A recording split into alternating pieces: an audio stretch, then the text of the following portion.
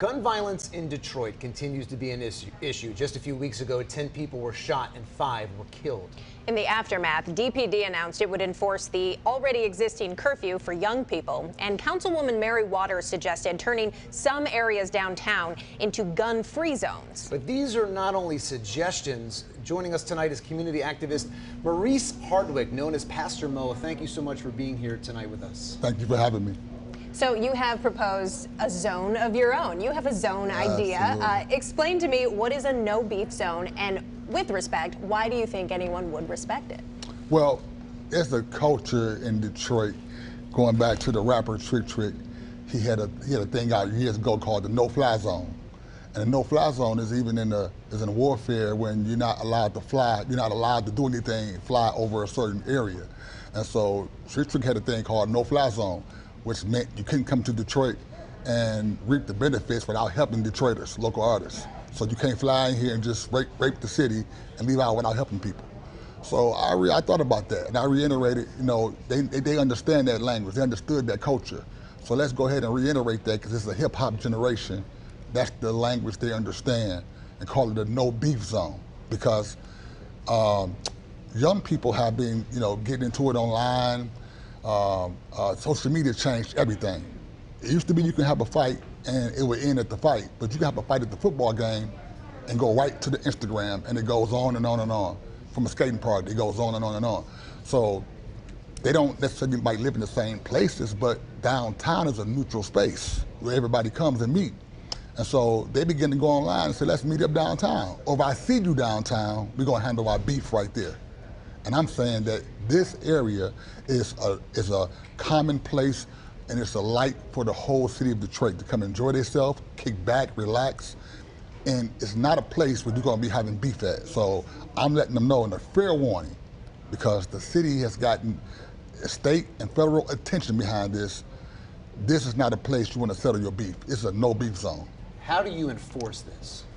Well, I think that it's out of respect. They respect me because I come from that lifestyle, and they know I'm trying to help them. I'm here to help them and to warn them, because they don't have to respect it.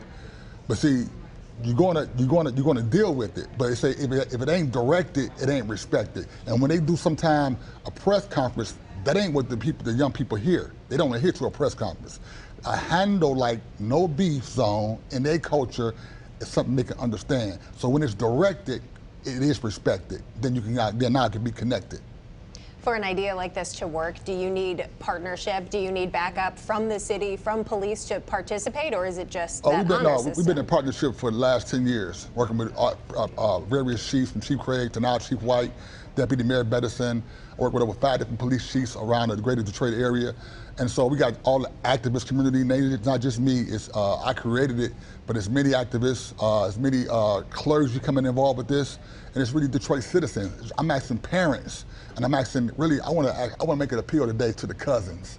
I believe cousins have more influence on young people than anybody, because cousins talk to one another, and they don't want to see their cousins get in no trouble. So I'm telling the cousins, let your cousin know that downtown, anywhere down there, is a no beef zone.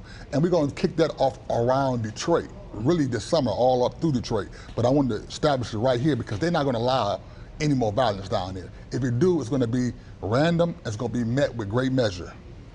As bad as things have been, you've been an activist for a long time. Is this as bad as it's been? And how much personal accountability does there need to be among the people of Detroit? I think it all relies on individuals and the households. It was a time where, when we went outside, what we did represented our household. And I think that the generation now, kids are just so young, and no one fears God. No one has decorum as far as respect for their last name and their house. I'm asking them to honor their last name how we used to, and honor your home, because in the end of the day, that trouble you getting in, it's gonna go back to your mother. You're gonna be on the telephone to my mama, they got me down here locked up.